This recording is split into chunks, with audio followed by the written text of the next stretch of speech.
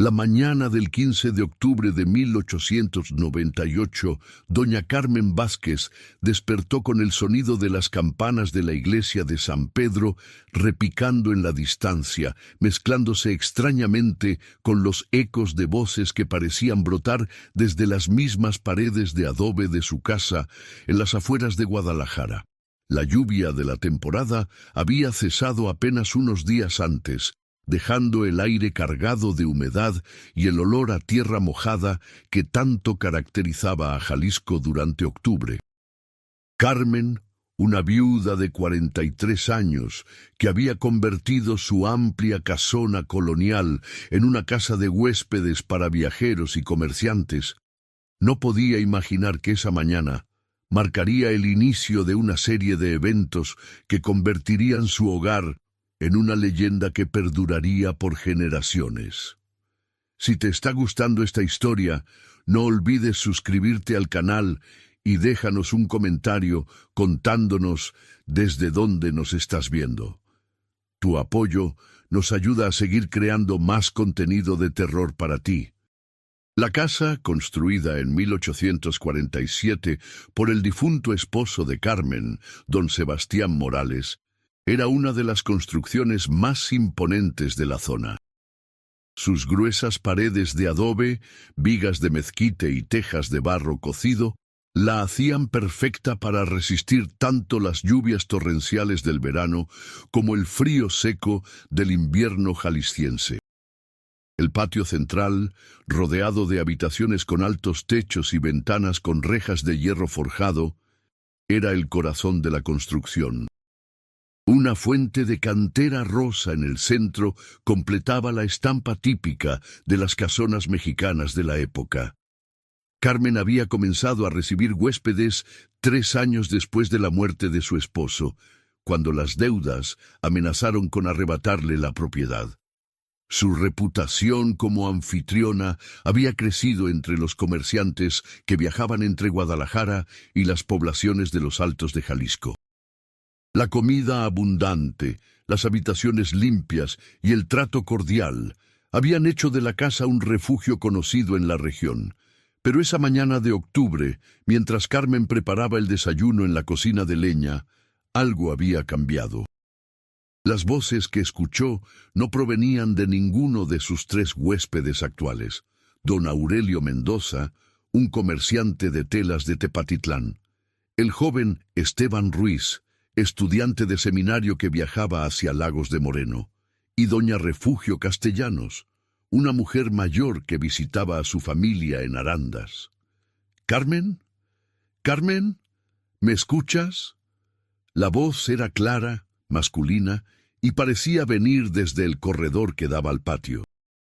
Carmen dejó la masa de tortillas y se dirigió hacia allá, limpiándose las manos en el delantal. El patio estaba vacío, bañado por la suave luz dorada de la mañana. Solo el murmullo del agua en la fuente rompía el silencio.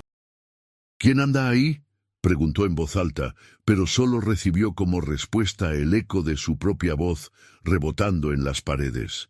Un escalofrío le recorrió la espalda cuando se dio cuenta de que la voz que había escuchado era inconfundiblemente la de su difunto esposo, Sebastián. Los siguientes días transcurrieron con aparente normalidad. Don Aurelio partió hacia Tepatitlán el martes, no sin antes comentar que había dormido mal durante las últimas 2 noches. «Creí escuchar a alguien caminando por el corredor», le dijo a Carmen mientras pagaba su estancia. «Voces susurrando. Pensé que tendría otros huéspedes, pero al asomarme no vi a nadie». Carmen fingió sorpresa, pero la inquietud había comenzado a apoderarse de ella. Esa misma tarde llegaron nuevos viajeros, una familia de comerciantes de Zacatecas compuesta por don Ramiro Silva, su esposa doña Esperanza y sus 2 hijos adolescentes, Joaquín y María Elena. También se hospedó un arriero llamado Fulgencio Castañeda, que transportaba mercancías hacia Colotlán. La primera noche de los Silva transcurrió sin incidentes aparentes, Pero al amanecer, Carmen encontró a doña Esperanza en el patio, pálida y temblorosa, con la mirada perdida hacia las montañas que se alzaban al oriente. ¿Se encuentra bien, señora?, le preguntó Carmen, acercándose con una taza de chocolate humeante. Las voces, murmuró doña Esperanza, sin apartar la vista del horizonte. Toda la noche escuché voces llamándome. Pensé que era uno de mis hijos, pero cuando fui a revisar ambos dormían profundamente. Luego creí que era mi esposo, pero él también descansaba. Las voces venían de las paredes, señora Carmen, como si alguien estuviera atrapado dentro de ellas. Don Ramiro, quien había escuchado la conversación, se acercó con gesto preocupado. Mi esposa ha tenido pesadillas, explicó, aunque su propio rostro reflejaba inquietud. Pero debo admitir que yo también escuché algo extraño. Pasos en el corredor, susurros. Incluso me levanté a revisar, pero no encontré nada. Carmen les ofreció cambiar de habitación, pero la familia decidió continuar su viaje esa misma mañana, a pesar de que habían pagado por 3 noches. No es nada personal, señora, se disculpó don Ramiro. Pero mi familia necesita descansar, y aquí... Dejó la frase inconclusa mientras ayudaba a cargar sus pertenencias en la carreta. Fulgencio, el arriero, permaneció una noche más. Era un hombre curtido por los caminos, acostumbrado a dormir bajo las estrellas y enfrentar todo tipo de peligros en sus travesías. Pero cuando Carmen lo encontró al amanecer, sentado en el brocal de la fuente, con los ojos enrojecidos y las manos temblorosas, supo que algo grave estaba ocurriendo. «¿Qué le pasa a don Fulgencio?», le preguntó sentándose a su lado. El arriero tardó un momento en responder, como si tratara de encontrar las palabras adecuadas. 40 años se han dado estos caminos, doña Carmen. He dormido en barrancas donde dicen que espantan, en ruinas de haciendas abandonadas, en cementerios cuando no ha habido más remedio, pero nunca había sentido algo así.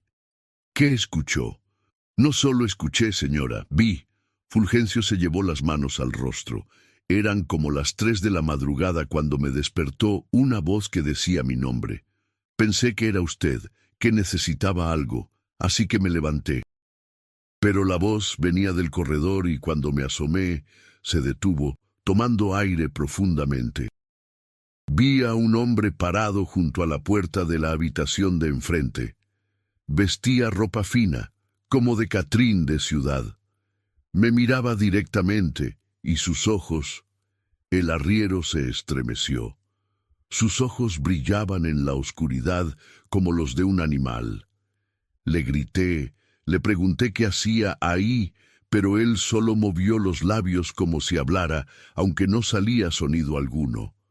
Luego, simplemente, se desvaneció. Carmen sintió que la sangre se le helaba en las venas.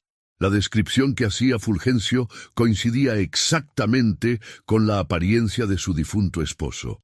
Alto, elegante, siempre vestido con sus mejores galas, incluso para las ocasiones más simples. ¿Está seguro de lo que vio, don Fulgencio? Tan seguro como que estoy aquí hablando con usted, y no fue lo único. El arriero se levantó y comenzó a caminar nerviosamente alrededor de la fuente. Después de que se esfumó esa aparición, comenzaron las voces. Muchas voces, hombres y mujeres, como si hubiera una multitud conversando en susurros. Pero no podía entender lo que decían. Era como si hablaran desde muy lejos o desde adentro de la tierra. Esa tarde, Fulgencio partió sin esperar a que llegara la noche. Carmen se quedó sola con Esteban, el joven seminarista, quien había permanecido en silencio durante el desayuno, observando la conversación con el arriero con una expresión grave que no correspondía a su juventud. ¿Usted también ha escuchado algo, joven Esteban?, le preguntó Carmen cuando se quedaron solos. Esteban, un muchacho delgado de 19 años con el rostro aún imberbe, pero la mirada seria de quien ha visto más de lo que su edad sugiere, asintió lentamente. Sí, señora Carmen. Pero no son solo voces lo que he percibido. ¿A qué se refiere? He sentido presencias. Durante mis oraciones nocturnas, cuando el silencio debería ser completo, siento como si alguien me observara. Anoche, mientras leía mi breviario, las páginas comenzaron a moverse como si hubiera viento, pero las ventanas estaban cerradas. Y esta madrugada, el joven se santiguó antes de continuar. Esta madrugada escuché cantos religiosos, pero no en latín ni en español. Era algo más primitivo, más antiguo. Carmen recordó entonces que antes de que Sebastián comprara el terreno, había escuchado rumores de que ahí había existido una construcción anterior. Algunos vecinos viejos mencionaban una capilla colonial que había sido destruida durante los disturbios de mediados del siglo XIX, cuando las tensiones entre liberales y conservadores habían desgarrado el país. ¿Sabe usted algo sobre la historia de este lugar, joven?, le preguntó a Esteban. Solo lo que he podido percibir en mis oraciones, respondió el seminarista con cautela. Hay dolor aquí, señora Carmen. Un dolor muy profundo y muy antiguo, como si estas piedras hubieran sido testigos de tragedias que nunca fueron sanadas. Esa noche, Carmen decidió permanecer despierta para observar qué ocurría en su casa. Se instaló en una silla del corredor con una manta sobre los hombros y un rosario entre las manos. Esteban se ofreció a acompañarla en la vigilia, y juntos esperaron a que llegara la medianoche. No tuvieron que esperar mucho. Apenas dieron las 11 en el reloj de la iglesia lejana, comenzaron a escucharse los primeros murmullos. Eran voces suaves al principio, como el sonido del viento entre las hojas, pero gradualmente se fueron haciendo más claras y más numerosas. «¿Carmen?» La voz de Sebastián resonó de nuevo, esta vez más clara que nunca.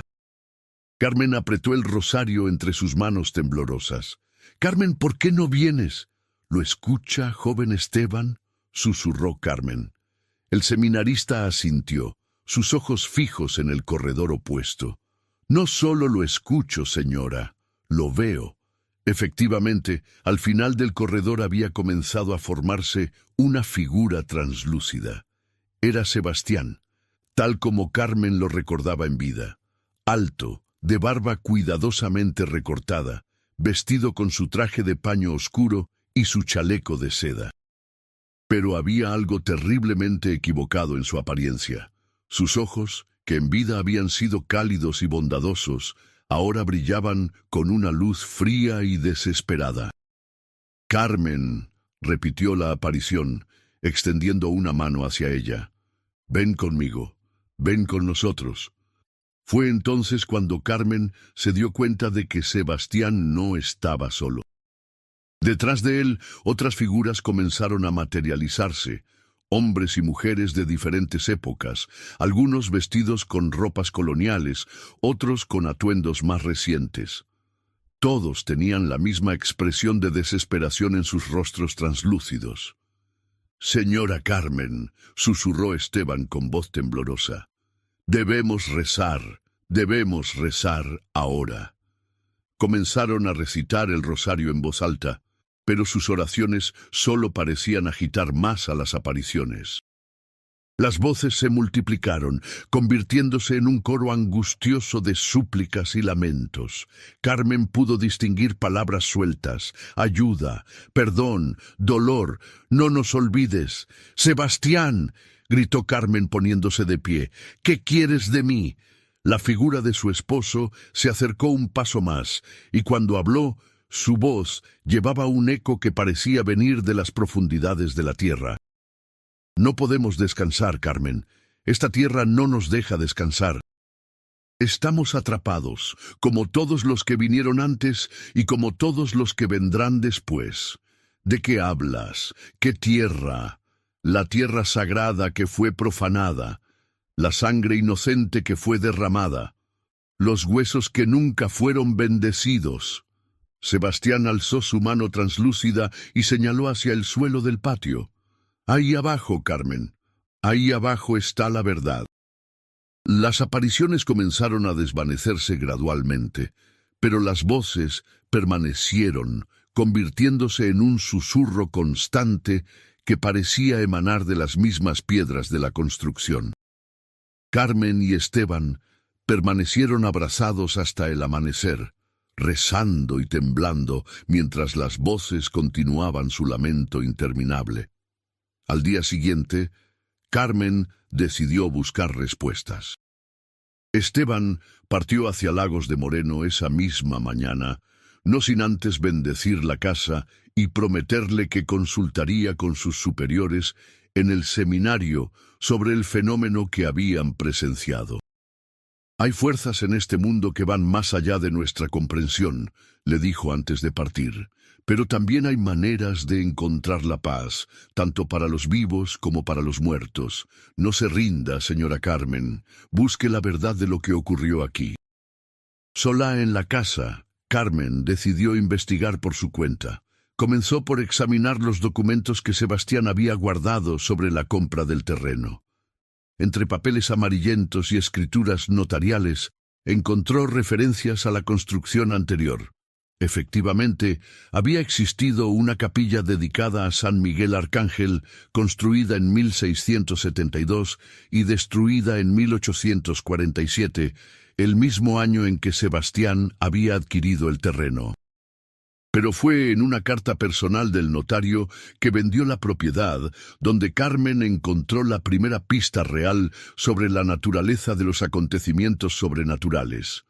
La carta, fechada el 12 de marzo de 1847, decía: «Estimado don Sebastián, debo informarle, por honestidad cristiana, que el terreno que desea adquirir tiene una historia que podría resultar perturbadora.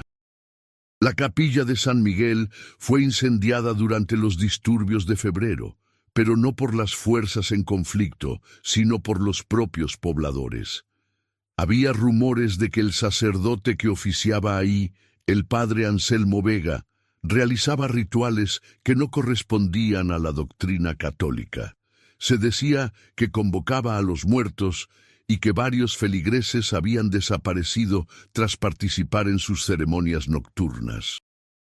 La carta continuaba: «Cuando las autoridades eclesiásticas vinieron a investigar, encontraron en el sótano de la capilla restos humanos que no correspondían a entierros cristianos. Los huesos estaban dispuestos en círculos y marcados con símbolos que ningún teólogo pudo interpretar. El padre Vega había desaparecido y nunca fue encontrado. Los pobladores, aterrorizados, quemaron la capilla y esparcieron sal bendita sobre las cenizas. Sin embargo, desde entonces, varios propietarios han reportado fenómenos inexplicables en este lugar». Carmen sintió que las piezas del rompecabezas comenzaban a encajar. Las voces, las apariciones, la desesperación que parecía impregnar cada piedra de su casa. Todo estaba relacionado con los rituales profanos que había realizado el misterioso padre Vega décadas atrás. Esa noche, armada con esta nueva información, Carmen decidió enfrentar directamente a las entidades que habitaban su hogar. Se dirigió al patio central y se colocó junto a la fuente, en el mismo lugar donde calculaba que había estado el altar mayor de la antigua capilla. «¡Padre Vega!», gritó hacia la oscuridad. «Si está aquí, muéstrese. Explíqueme qué hizo.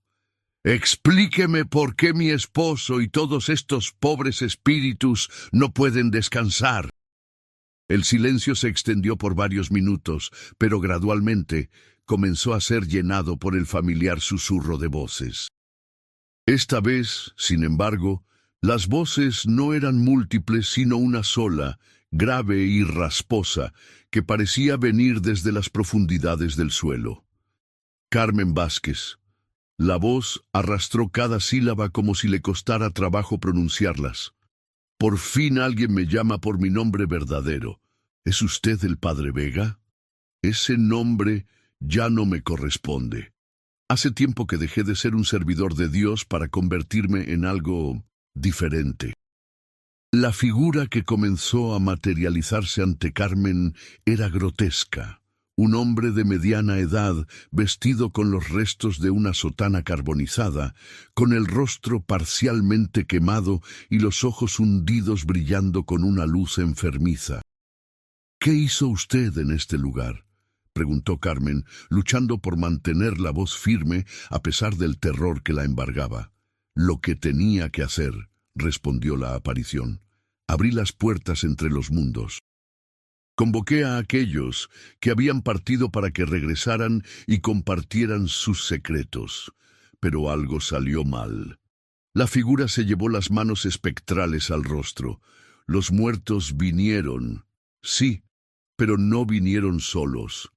Trajeron consigo el hambre, la desesperación, la necesidad insaciable de volver a vivir. Y mi esposo, ¿por qué él está atrapado aquí? Todos los que mueren en esta tierra quedan ligados a ella. El ritual que realicé convirtió este suelo en una trampa para las almas. Tu esposo, como todos los demás, no puede partir hasta que el círculo sea cerrado. ¿Cómo puedo cerrar ese círculo? La aparición del Padre Vega sonrió con una mueca terrible.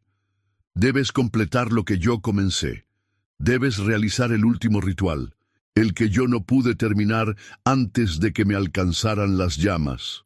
«Jamás», exclamó Carmen, «no haré nada que profane más este lugar sagrado. Entonces condenarás a tu esposo y a todos los demás a vagar eternamente en este limbo. Cada persona que muera en esta casa se sumará a nuestra congregación de almas perdidas. Y créeme, Carmen Vázquez, muchos más morirán aquí». La aparición se desvaneció con una carcajada que resonó en todo el patio, pero Carmen pudo escuchar claramente sus últimas palabras. Ya verás cómo llegan más huéspedes y cómo ninguno de ellos podrá resistir el llamado de las voces». Los siguientes días transcurrieron en una calma engañosa. Carmen no recibió ningún huésped nuevo y las voces nocturnas parecieron disminuir en intensidad. Por un momento llegó a creer que tal vez la confesión del Padre Vega había sido suficiente para comenzar a sanar las heridas espirituales del lugar.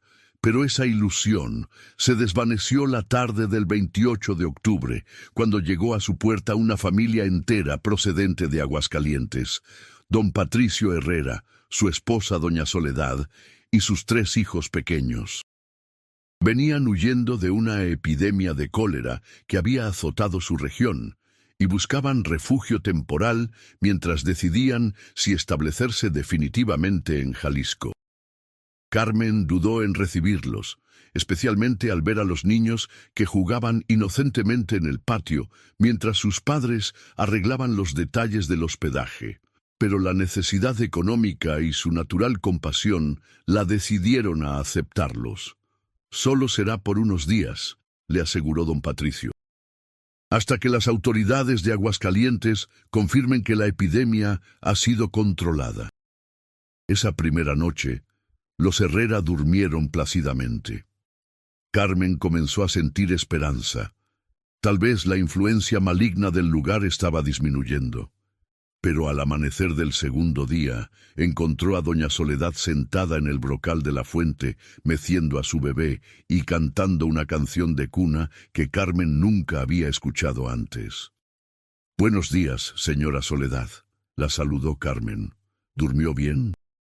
Doña Soledad alzó la vista, y Carmen se sobresaltó al ver sus ojos. Estaban completamente vacíos de expresión, como si mirara a través de ella hacia algo que solo ella podía ver.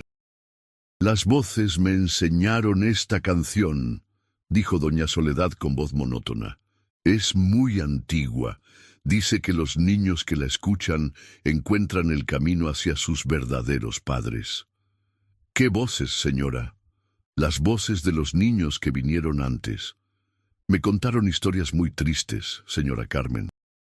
Historias de pequeños that were taken from their families and brought here for ceremonies». Carmen sintió que se le helaba la sangre. ¿Dónde están sus otros hijos, señora Soledad? Jugando con los niños de las voces, respondió doña Soledad sin alterar su tono ausente. Están aprendiendo juegos muy antiguos.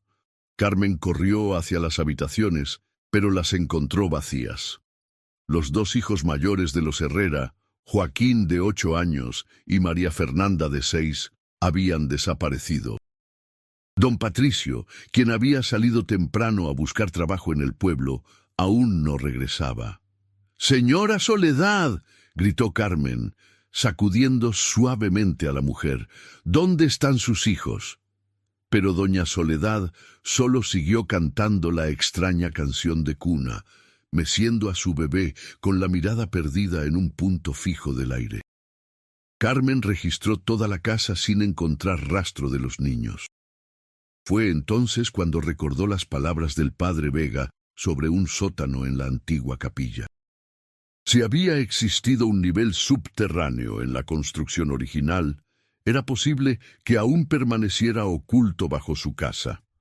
Comenzó a examinar cuidadosamente el suelo del patio, buscando irregularidades en las piedras. Junto a la fuente encontró varias losas que sonaban huecas cuando las golpeaba. Con la ayuda de una palanca que tomó de las herramientas de jardinería, logró levantar una de las piedras más grandes. Debajo había una abertura que descendía hacia la oscuridad. Un aire frío y húmedo salía del agujero, cargado con un olor dulzón y nauseabundo que le revolvió el estómago. Armándose de valor y llevando una lámpara de aceite, Carmen descendió por unos escalones de piedra tallada que se perdían en las profundidades. El sótano era más extenso de lo que había imaginado. Las paredes estaban cubiertas de símbolos grabados que parecían moverse a la luz temblorosa de la lámpara. En el centro del espacio circular había un altar de piedra negra y alrededor de él, Carmen tuvo que contenerse para no gritar. Esparcidos por el suelo había huesos humanos, algunos claramente de niños, dispuestos en patrones geométricos complejos. Y en el altar mismo, recostados como si durmieran, estaban Joaquín y María Fernanda Herrera. Niños. Carmen corrió hacia ellos, pero cuando los tocó, sus cuerpos estaban fríos como el hielo, aunque seguían respirando con un ritmo extrañamente lento. Sus ojos estaban abiertos pero en blanco, como si sus almas hubieran sido arrancadas de sus cuerpos. «Ya es demasiado tarde para estos», dijo una voz familiar a sus espaldas. Carmen se volvió y vio la figura espectral del padre Vega emergiendo de las sombras. «El ritual ha comenzado. Sus almas alimentarán el círculo que mantendrá abiertas las puertas entre los mundos. Devuélvamelos», gritó Carmen. «Son inocentes». «La inocencia es precisamente lo que los hace valiosos», respondió el espectro con su horrible sonrisa. «Sus almas puras pueden sostener el portal por décadas, pero no te preocupes, Carmen. Pronto se les unirán otros. Tu casa se hará famosa entre los viajeros. Vendrán de todas partes, atraídos por las voces que susurran promesas de descanso y consuelo. Y uno por uno, todos se unirán a nuestra congregación eterna». Carmen se abalanzó hacia los niños, tratando de despertarlos, pero sus cuerpos parecían hechos de plomo. Fue entonces cuando escuchó los pasos de don Patricio en el patio superior. «¡Socorro!», gritó Carmen con todas sus fuerzas. «¡Están aquí abajo! ¡Sus hijos están aquí abajo!». Los pasos se aceleraron y pronto don Patricio apareció en la abertura del sótano. «Carmen, ¿qué demonios? Joaquín, María Fernanda». El hombre descendió precipitadamente, pero en cuanto sus pies tocaron el suelo del sótano subterráneo, se detuvo en seco. Sus ojos se pusieron en blanco y comenzó a caminar lentamente hacia el altar, como si fuera sonámbulo. «No, don Patricio», murmuró Carmen, «no se acerque al altar». Pero era demasiado tarde. Don Patricio se colocó junto a sus hijos y se recostó en la piedra negra. En cuestión de segundos, su respiración se volvió tan lenta y laboriosa como la de los niños. 3 más para la colección, rió el padre Vega. Y tú, Carmen, serás la cuarta. Has visto demasiado, sabes demasiado. No puedes marcharte de aquí. Carmen sintió que sus piernas comenzaban a moverse involuntariamente hacia el altar. La misma fuerza que había dominado a don Patricio ahora la jalaba hacia la piedra negra. Luchó contra la compulsión con toda su voluntad, pero cada paso que daba la acercaba más a su destino. No puedo resistir, pensó desesperadamente. La fuerza es demasiado poderosa. Todos vamos a morir aquí y nuestras almas van a quedar atrapadas para siempre. Fue entonces cuando recordó las palabras del joven seminarista Esteban sobre encontrar maneras de dar paz tanto a los vivos como a los muertos. Si había una forma de detener el ritual del padre Vega, tenía que estar relacionada con revertir lo que él había hecho décadas atrás. Con un esfuerzo sobrehumano, Carmen se detuvo a medio camino del altar y comenzó a recitar todas las oraciones que recordaba. Padre nuestro, Ave María, el credo. Cada palabra parecía quemar el aire del sótano, y las sombras que se movían en las paredes se retorcían como si las lastimaran. Las oraciones no te salvarán, rugió el padre Vega. Este lugar está consagrado a fuerzas más antiguas que tu Dios. Pero Carmen continuó rezando, y gradualmente se dio cuenta de que la compulsión que la jalaba hacia el altar se debilitaba. Los símbolos grabados en las paredes comenzaron a emitir una luz rojiza, como si estuvieran calentándose desde adentro. Si este lugar fue consagrado al mal, pensó Carmen, entonces debe ser posible volver a consagrarlo al bien. Recordó las palabras de la carta del notario sobre la sal bendita que los pobladores habían esparcido sobre las cenizas de la capilla original.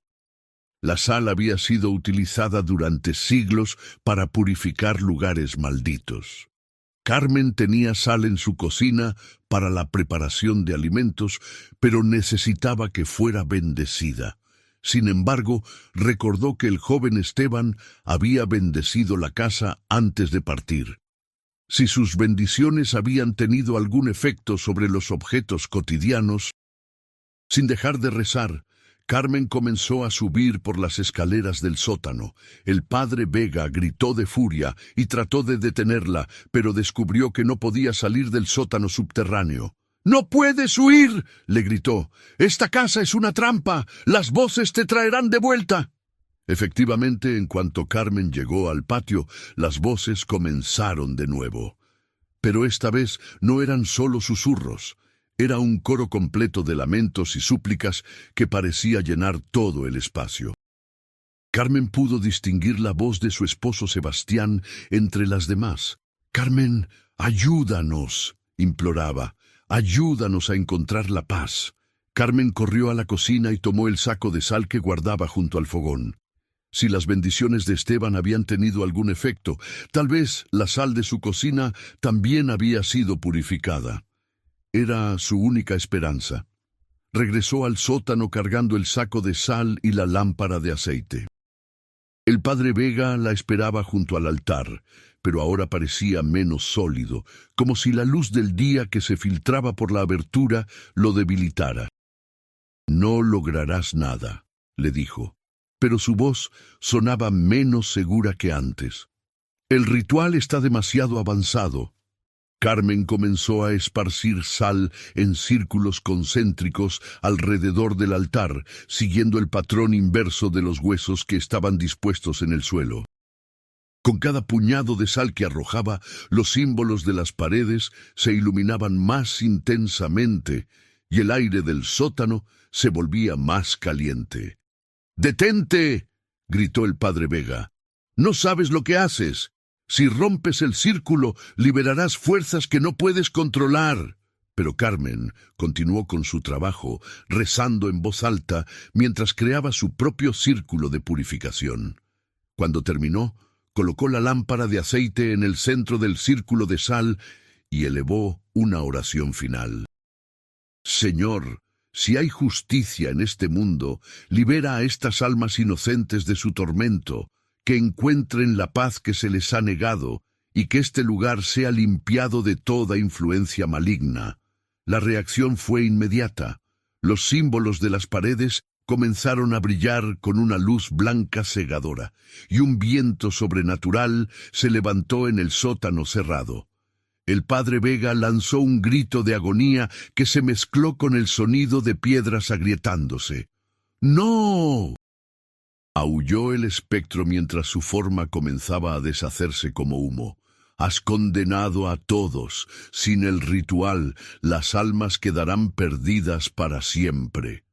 Pero incluso mientras gritaba, la figura del padre Vega se desvanecía y con él desaparecían también las sombras que se movían en las paredes.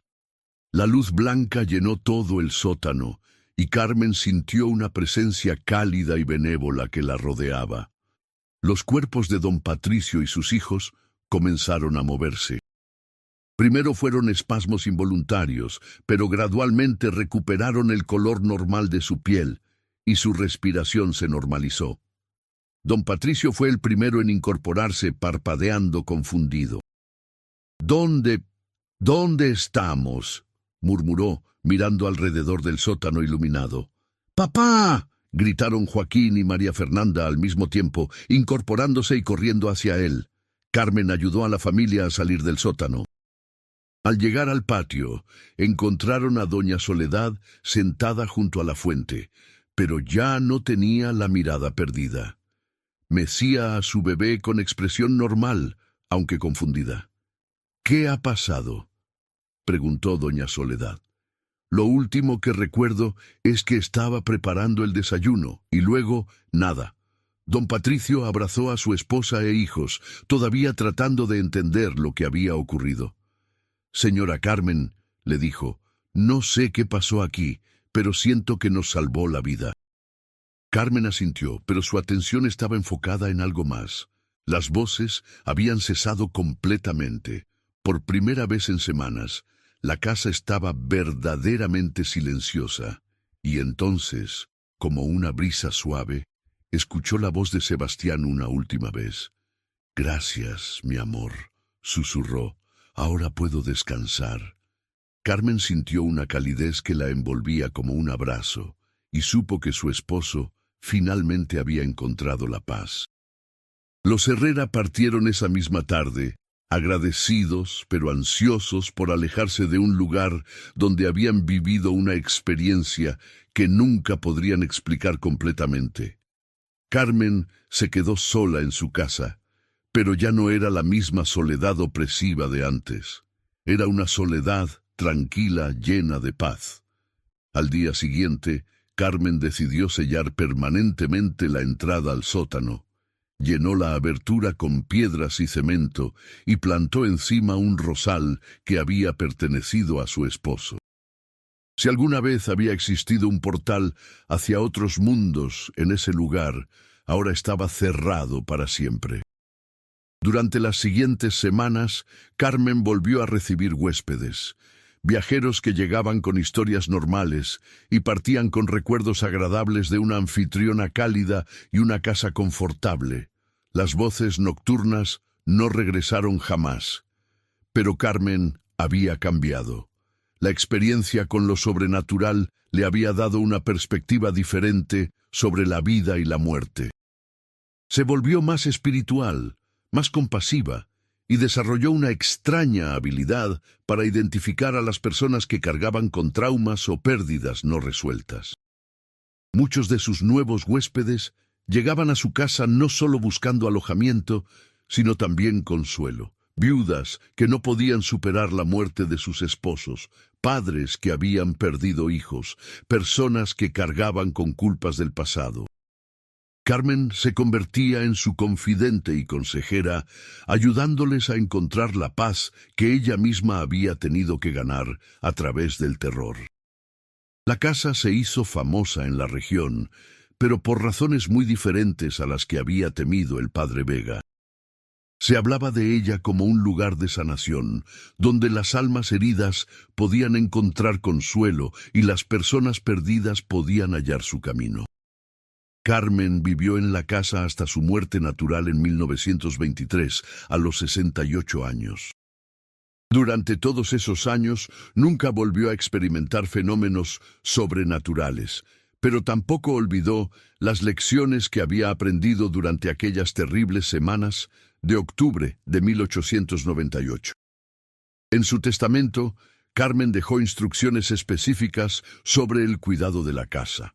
Debía continuar funcionando como lugar de alojamiento para viajeros, pero también como refugio para personas que necesitaran tiempo y espacio para sanar heridas emocionales. Además, dejó fondos para que cada año, el 31 de octubre, se realizara una misa en memoria de todas las almas que habían encontrado la paz después de años de tormento. La casa continuó operando bajo la administración de sobrinos de Carmen hasta la década de 1940, cuando los cambios en las rutas de transporte redujeron el flujo de viajeros por la zona. Fue entonces vendida a una familia local que la convirtió en residencia privada. Durante los años siguientes, los nuevos propietarios reportaron ocasionalmente fenómenos extraños: luces que se encendían solas, puertas que se abrían sin explicación y muy raramente el sonido de voces susurrando oraciones. Pero estos incidentes nunca fueron amenazantes o perturbadores. Los habitantes de la casa los interpretaban como manifestaciones benévolas, tal vez el espíritu de Carmen cuidando de su antiguo hogar. En 1965, la casa fue adquirida por el gobierno estatal para convertirla en un pequeño museo dedicado a la historia de la región. Durante los trabajos de restauración, los obreros encontraron el sótano sellado que Carmen había clausurado décadas atrás. Cuando lo abrieron, descubrieron los restos del altar de piedra negra, ahora cubierto de una capa de sal cristalizada que brillaba como diamantes bajo la luz eléctrica. Los huesos humanos que Carmen había visto estaban ahí, pero dispuestos de manera diferente.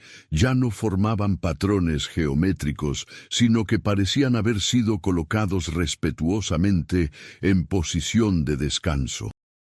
Los antropólogos que examinaron los restos determinaron que correspondían a varias épocas diferentes, desde el período colonial hasta mediados del siglo XIX. Algunos de los huesos más pequeños efectivamente pertenecían a niños, confirmando las sospechas sobre los rituales que había realizado el padre Vega. El descubrimiento generó un breve interés arqueológico y antropológico, pero pronto fue eclipsado por otros hallazgos más significativos en diferentes partes del estado. Los restos fueron enterrados cristianamente en el cementerio local y el sótano fue convertido en una sala de exhibición sobre las tradiciones religiosas de Jalisco. El museo funcionó con éxito moderado durante varias décadas, atrayendo principalmente a estudiantes locales y turistas interesados en la historia regional. Los guías ocasionalmente mencionaban las leyendas sobre fenómenos paranormales en la casa, pero siempre en un contexto histórico y folclórico, sin darles credibilidad real.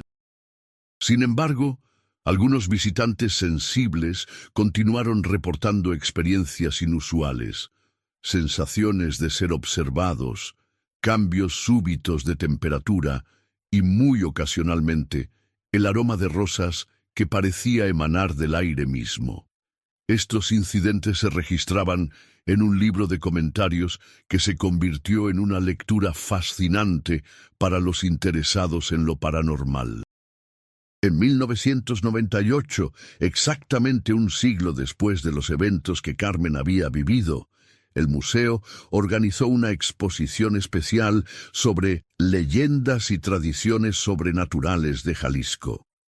Como parte de la exposición, se invitó a historiadores locales, antropólogos incluso a algunos investigadores de fenómenos paranormales, a presentar sus perspectivas sobre casos como el de la Casa de los Gritos. Fue durante esta exposición que se descubrió un dato sorprendente. Los registros parroquiales de la iglesia de San Pedro mostraban que, efectivamente, había existido un padre Anselmo Vega asignado a una pequeña capilla en las afueras de Guadalajara durante la década de 1840. Pero los registros se interrumpían abruptamente en febrero de 1847 y no había ninguna referencia a su muerte o transferencia. Más intrigante aún era el hecho de que varios registros de defunción de la época hacían referencia a muertes inexplicables en la zona donde había estado ubicada la capilla.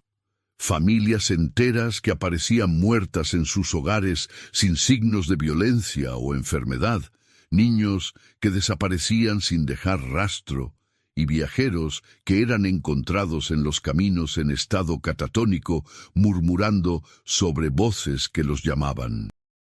Estos descubrimientos dieron nueva credibilidad a la historia que Carmen había vivido, aunque los académicos se cuidaron de presentarla como parte del folclore regional, más que como hechos históricos verificables. La exposición fue un gran éxito, y el museo decidió convertir la historia de Carmen y la Casa de los Gritos en una de sus exhibiciones permanentes. Se recreó la habitación de Carmen tal como habría sido en 1898, se instalaron efectos de sonido que simulaban las voces que ella había escuchado, y se preparó una presentación audiovisual sobre los eventos. Curiosamente, fue durante la instalación de esta exhibición que ocurrió el último incidente paranormal documentado en la casa. Los técnicos que trabajaban en la instalación de los efectos de sonido reportaron que sus equipos se encendían solos durante la noche, reproduciendo no los sonidos programados, sino grabaciones de voces que ninguno de ellos había hecho. Las voces parecían ser oraciones en español arcaico, mezcladas con lo que sonaba como cantos indígenas. Los técnicos grabaron varios minutos de estas manifestaciones antes de que cesaran completamente y nunca más volvieran a ocurrir. Los análisis posteriores de las grabaciones no pudieron determinar el origen de las voces, pero los expertos en lenguas indígenas identificaron algunos fragmentos como posibles dialectos del siglo XVIII.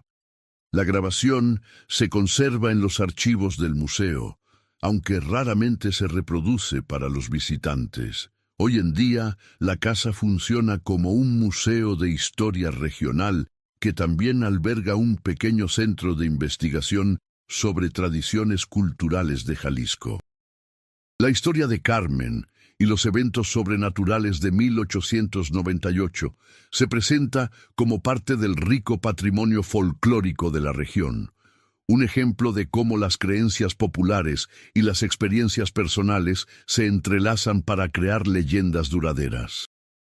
Los visitantes pueden recorrer las habitaciones donde Carmen recibía a sus huéspedes, ver el patio central con su fuente restaurada, bajo la cual aún se encuentra el antiguo sótano, ahora sellado permanentemente, y aprender sobre la historia social y cultural de Jalisco a finales del siglo XIX. Pero tal vez lo más significativo es que la casa ha mantenido algo del espíritu que Carmen le dio durante sus últimos años de vida. Muchos visitantes comentan sobre la sensación de paz y tranquilidad que experimentan en el lugar, como si las piedras mismas hubieran conservado la memoria de la sanación y el consuelo que allí se ofreció durante décadas. La historia de Carmen Vázquez y su enfrentamiento con las fuerzas sobrenaturales que habían infectado su hogar se ha convertido en algo más que una simple leyenda de terror. Es también una historia sobre el poder de la fe, la determinación y el amor para vencer incluso las manifestaciones más oscuras del mal. Los investigadores que han estudiado el caso a lo largo de los años han propuesto varias teorías sobre lo que realmente ocurrió en octubre de 1898. Algunos sugieren que Carmen experimentó una serie de alucinaciones causadas por el estrés y la presión económica. Otros proponen que los eventos pueden explicarse como una combinación de sugestión colectiva y fenómenos naturales mal interpretados. Pero también hay quienes, después de examinar la evidencia documental y los testimonios de múltiples testigos, concluyen que Carmen efectivamente enfrentó fuerzas sobrenaturales reales y que su éxito al vencerlas representa un ejemplo extraordinario de triunfo del bien sobre el mal. Independientemente de la explicación que se prefiera, la historia ha dejado un impacto duradero en la cultura popular de Jalisco. Se han escrito libros, producido documentales y hasta compuesto corridos sobre la Casa de los Gritos y la valiente mujer que enfrentó a los espíritus malignos para salvar tanto a los vivos como a los muertos. La casa misma se ha convertido en un lugar de peregrinaje para personas que buscan inspiración para superar sus propios demonios, ya sean estos literales o metafóricos. Muchos visitantes dejan flores junto a la fuente del patio central y algunos escriben cartas dirigidas a Carmen, agradeciendo su ejemplo de valor y determinación. En el cementerio local, la tumba de Carmen Vázquez se ha convertido en un sitio venerado. Su lápida, sencilla pero bien cuidada, lleva una inscripción que ella misma dictó antes de morir. Aquí descansa Carmen Vázquez, quien aprendió que incluso en la oscuridad más profunda, la luz del amor y la fe puede encontrar un camino. Cada 31 de octubre, aniversario de los eventos que cambiaron su vida, se realiza todavía la misa que Carmen dispuso en su testamento. La ceremonia se lleva a cabo en la iglesia de San Pedro, la misma cuyas campanas Carmen escuchaba cada mañana, y asisten tanto descendientes de la familia como personas que se sienten inspiradas por su historia. Durante la misa se lee siempre el mismo fragmento del diario personal de Carmen, descubierto entre sus pertenencias después de su muerte. He aprendido que los muertos no siempre están en paz, y que los vivos no siempre están verdaderamente vivos. Mi hogar fue infectado por una antigua maldición, pero también se convirtió en el lugar donde aprendí que el amor verdadero puede vencer cualquier fuerza oscura. Si mi historia puede ayudar a otra persona a encontrar valor en momentos de desesperación, entonces todo lo que viví habrá valido la pena. Estas palabras resumen el legado que Carmen dejó. No solo la historia de una mujer que enfrentó lo sobrenatural y triunfó, sino también el ejemplo de cómo las experiencias más terribles pueden transformarse en fuentes de sabiduría y compasión. La Casa de los Gritos ya no es un lugar donde las voces de los muertos atormentan a los vivos. Se ha convertido en un símbolo de esperanza, un recordatorio de que incluso las situaciones más desesperadas pueden tener resoluciones positivas cuando se enfrentan con valor, fe y amor genuino por el prójimo. Y aunque las voces sobrenaturales han guardado silencio durante más de un siglo, los visitantes, sensibles a veces, reportan que, en los momentos más tranquilos del día, cuando la luz del sol se filtra suavemente a través de las ventanas del patio central, pueden escuchar algo muy diferente a los lamentos y súplicas del pasado. El sonido casi imperceptible de oraciones susurradas, como si las almas que una vez estuvieron atrapadas en ese lugar hubieran encontrado finalmente la paz que buscaban y ahora intercedieran desde su descanso eterno por todos aquellos que aún luchan contra sus propios demonios en el mundo de los vivos.